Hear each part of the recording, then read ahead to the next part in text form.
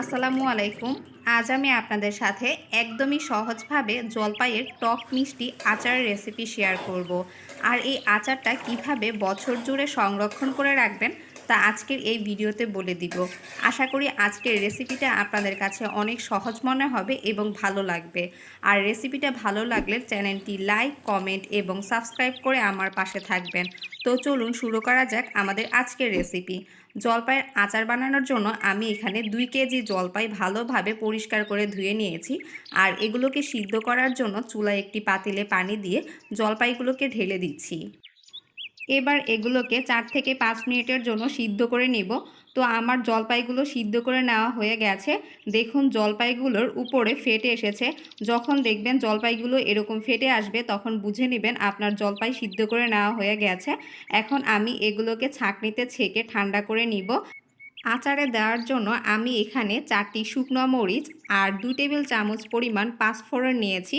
এখন আমি চুলার আঁচ লোতে রেখে এগুলোকে একটু টেলে নিব। তো টালার সময় যখন দেখবেন এগুলো থেকে সুন্দর একটা সুঘ্রাণ চলে আসবে তখন বুঝে নেবেন আপনার পাঁচফোড়ন এবং শুকনো মরিচ টেলে নেওয়া হয়ে গেছে।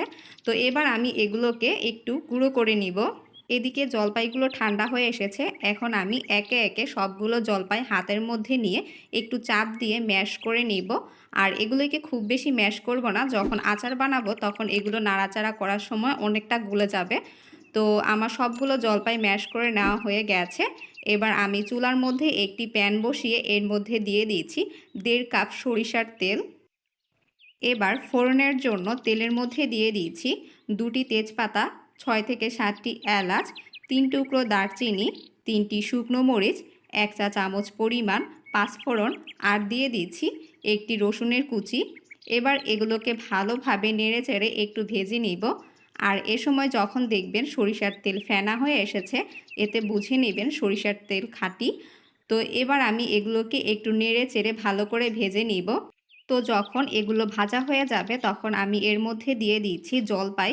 জলপাই দেবার পর আমি এগুলোকে একটু ভালোভাবে নেড়েচেড়ে তেলের সাথে মিশিয়ে নিচ্ছি।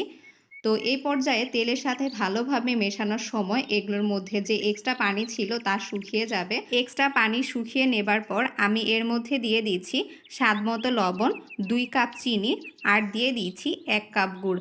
আপনারা চাইলে এখানে গুড়ের পরিবর্তে চিনি দিতে পারেন, তবে এই আচারে চিনি আর গুড় মিশিয়ে দিলে আচারটা খেতে বেশ মজা লাগে। 2 কেজি পরিমাণ জলপাইয়ের আচার বানানোর জন্য আমি এখানে 2 কাপ চিনি আর 1 কাপ গুড় দিয়েছি।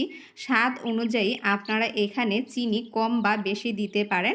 এবার আমি এগুলোকে ভালোভাবে নেড়েচেড়ে আচারের সাথে একটু মিশিয়ে নিব। এ সময় চিনি গলে চিনি থেকে পানি বেরিয়ে আসবে। তো এবার আমি এগুলোকে ভালোভাবে নেড়েচেড়ে পানি শুকিয়ে নিব।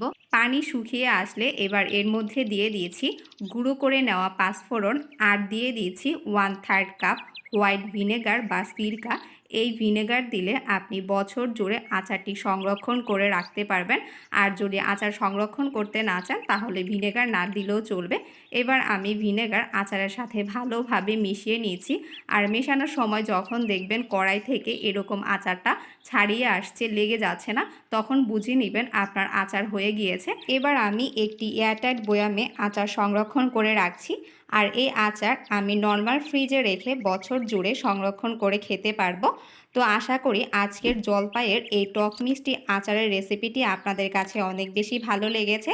আর রেসিপিটি ভালো লাগলে চ্যানেলটি অবশ্যই লাইক, কমেন্ট এবং সাবস্ক্রাইব করে আমার পাশে থাকবেন। তো আজকের ভিডিওটি এখানেই শেষ করছি। দেখা হবে নেক্সট ভিডিওতে নতুন রেসিপি নিয়ে। সবাই ভালো থাকবেন, সুস্থ থাকবেন। আল্লাহ হাফেজ।